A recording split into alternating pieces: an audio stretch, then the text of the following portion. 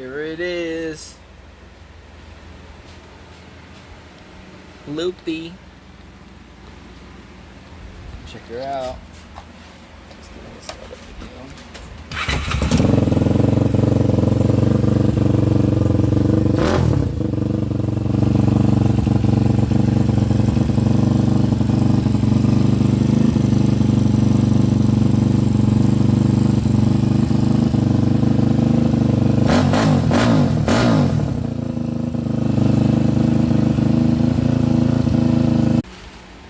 Yeah, it came out good. $30 in Amazon mandrel band U-pipes.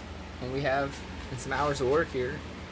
The first 1 3/8 Daytona loop exhaust with the flange mount right there, straight, completely 1 3/8 open at the head right there. Nothing goes inside the head like a typical exhaust does for the Daytona.